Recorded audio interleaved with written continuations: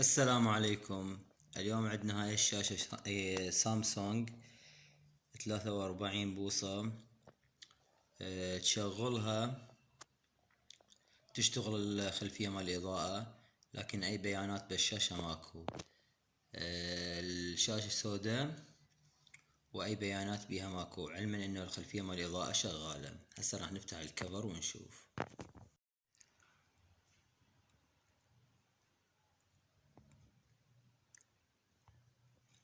هاي الشاشة من الداخل، هذا الباور سبلاي، هذا المين بورد، وهذا التيكون. احنا بهيج اعطال، بما انه الخلفية مال الاضاءة شغالة وكل شي شغال طبيعي واللمبة شغالة، نتجه مباشرة، بما انه البيانات ماكو على الشاشة، نتجه مباشرة نفحص الدخل مال التيكون ونتأكد من التيكون اذا بيه مشكلة او ما بيه مشكلة. وبعدها اذا ماكو مشكلة ننزل على المسطرة هنا مضمومة بهاي الجو البلاستيكة، ونتأكد شغلة لربما بيهنا المشكلة 99%، وإذا ماكو نرجع على المين بورد ونشوف. خليكم ويانا. ورا ما فتحت هاي الشاشة وشغلتها، رجعت للتيكون، فحصت الفولتيات.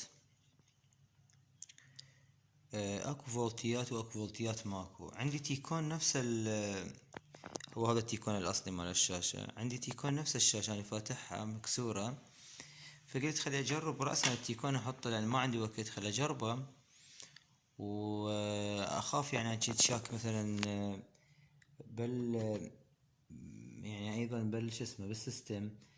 قلت اخاف الاشارات مال المعالج ما تطلع. فمن غيرت التيكون اشتغلت الشاشة طبيعي، واشتغلت شوف الشاشة طلعت البيانات عليها. ففحصت التيكون، فحصت قلت اكيد اجى الاحتباس مال الشورت هذا طبعا 100%. ظليت ابحث المكثفات على التيكون، لقيت هذا المكثف هذا بالضبط، هذا وهذا. هسه اشوفكم معايا بالترنفيس. هذا وهذا بيهن شورت، يعني هن كان حابسات الاشارات مال التيكون اللي يرسلها للبانل لهاي الشاشة من كابل ال LVDS. هاي هذا المكثف اللي بشورت كان يحبس الاشارات وما يخليها تروح بصورة طبيعية للشاشة، فتختفي البيانات. من بدلنا التيكون، حطينا تيكون هذا طبعا اللي حطيناه طبيعي، رجعت الشاشة اشتغلت طبيعية. هسه راح ارفع هاي المكثفات، راح ارفع المكثفات واتأكد هن السبب من عندهن، لو مرتبطات باي سي او شي، واتأكد اشوف. هي هسه الشاشة اشتغلت طبيعي، بس انا احب اتأكد واشوف.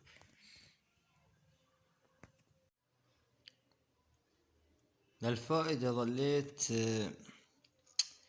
ادور على الشورت، يعني بهاي المكثفات. نزعت هاي المكثفات كلها، هاي المكثفات اللي هنا، نزعت هذا الدايود اللي هنا كان هم بيه شورت، ويظل الشورت موجود بالبوكان.